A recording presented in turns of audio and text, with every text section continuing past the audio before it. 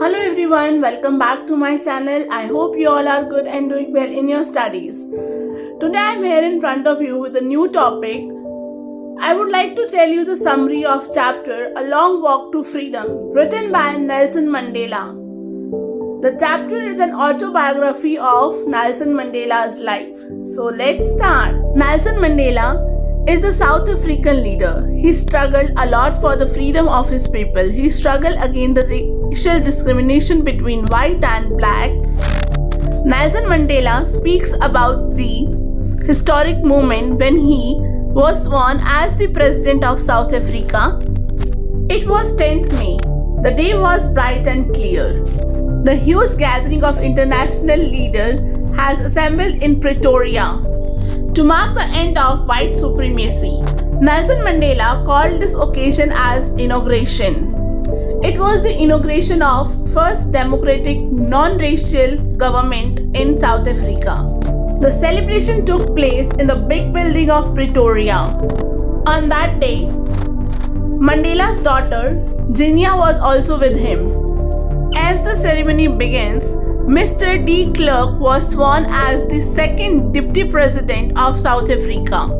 Then Mr. Thabo Mbeki was sworn as the first Deputy President of South Africa. It was now Mandela's turn.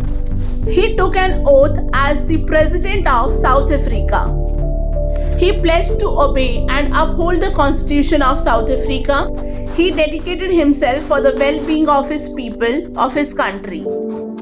In the oath ceremony, he talked about the newborn liberty. He thanked the international guests gathered over there. He said that they had come there to be with his countrymen in the common victory of justice, peace and human dignity. Mandela pledged himself to free his people from poverty, sufferings and discrimination. After the ceremony, there was a spectacular show by jets, defense and police officers. South African jets and helicopters flew over the building.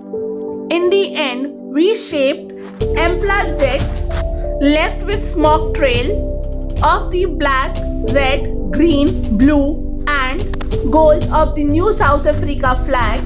Then the highest military soldiers saluted him. After that, two national anthems were played. These formed the old national anthem of the Republic.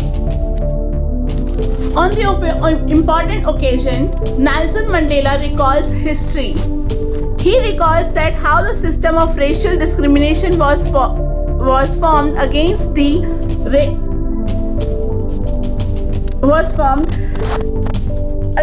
people of their own country. It was most inhuman system. The white people has built a system of superiority over the blacks. The black peoples were not given their basic freedoms.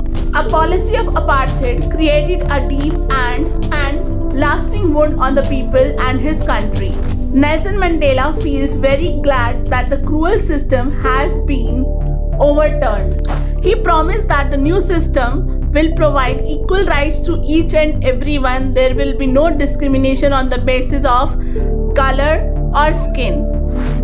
Mandela remembers all the leaders who sacrificed their life for the end of this era of oppression.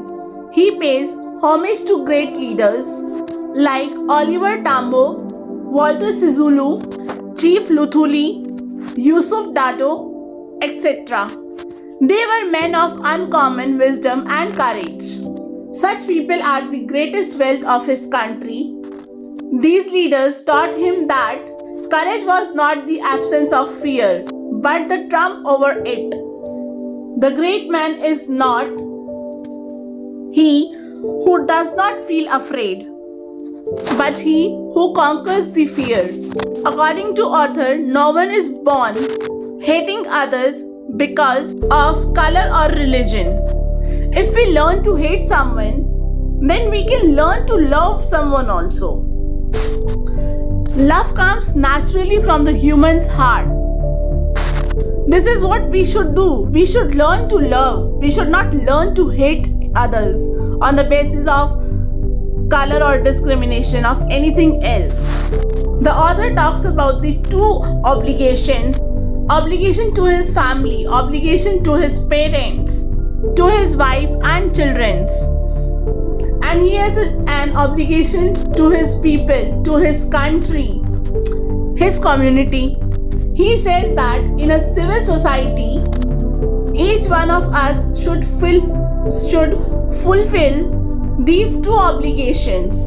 He regrets that during the era of oppression, no one in South Africa could fulfill these obligations. He said that he was born free. He grew up and realized that his freedom was an illusion. He began to hunger for freedom when it was denied to him. Soon he realized that other people like him are also not free.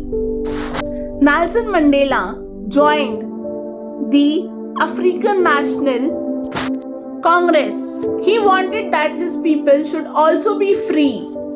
Now he promises that each one of his people would get the environment where he could fulfill all the two obligations. He pledged to provide the freedom to his people to live with dignity and self-respect without any fear. If you like this video, then do this video a thumbs up, subscribe to my channel and press the bell icon so that you can get all my videos notification, and share this video with your family and friends too.